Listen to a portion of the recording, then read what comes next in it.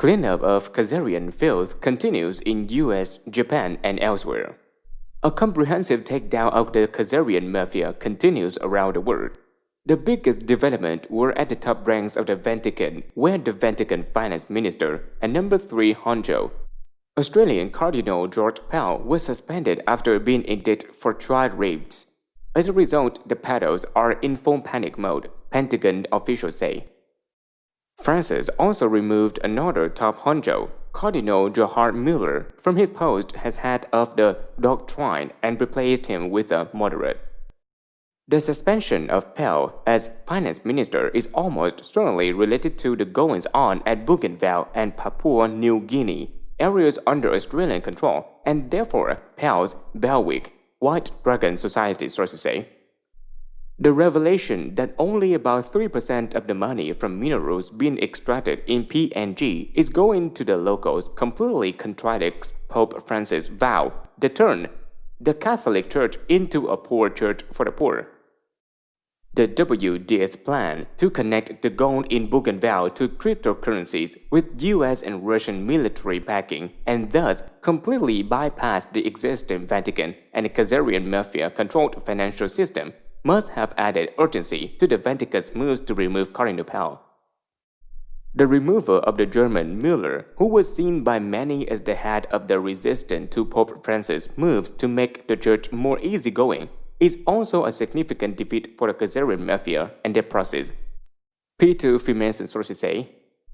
This removal is probably going to affect what happens with the Knights of Malta, where a German-British split has been papered over leading a stalemate at the top of the most important military spiritual order in the West. This, in turn, will affect how the US military-industrial complex is run. In other words, the fanatical faction that still wants to start World War III has lost its most senior backers, WDS sources say. Another other big development last week was the arrival of the aircraft USS Bush in Israel. The Mossad site DEBKA expressed confusion about the arrival of the carrier because it apparently was not there to attack either Iran or Syria. In fact, Pentagon sources say the arrival of the carrier in Israel is a blunt message that the US and Russia may impose an air-sea blockade if authorized by the United Nations Security Council to force a peace deal and the return of the Golan Heights to Syria. Already, Iranian, Russian, and Hezbollah troops are at the Israeli border, and now, instead of coming to protect Israel, it seems the US military is working with its enemies to finally put the rogue state in its place. Saudi Arabia's ruling Saud family, having come out of the closet as being KHAZARIAN Zionists and not Muslims, are also going to be forced to cease and desist their troublemaking now that they are isolated from the rest of the Muslim world. This is why the Saudi-Israeli Daesh mercenary proxy army is melting away. The Chinese are adding to the pressure by insisting that the Saudis stop selling their oil to them in KHAZARIAN-controlled so-called US dollars. The Saudis will soon have no choice but to abandon the petrodollar, CIA and Pentagon sources agree. Yet, a third huge development last week came in Japan, where the long-ruling Liberal Democratic Party experienced a historical defeat in Tokyo prefectural elections. Here, Governor Yuriko Koike and the Buddhist lay organization Soka Gakkai, supporting Komeito Party, scored a huge upset win, getting 79 seats in the 127-seat assembly, while the LDP fell to 23 seats from a previous 57. This loss means the KHAZARIAN slave government of Prime Minister Shinzo Abe and the LDP are going to face a similar demolition in the national elections that will probably be held soon as a result of this defeat in Tokyo, Japanese right-wing sources say. This means Japan's post-war slave regime, run most by Koreans pretending to be Japanese, is finally ending.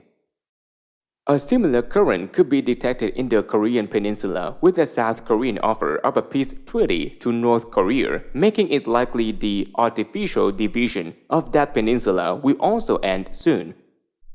In the US, meanwhile, the New York Times, CNN, and other Khazarian-controlled propaganda outlets are being forced to issue corrections and fire staff as their outright lying and propaganda is exposed.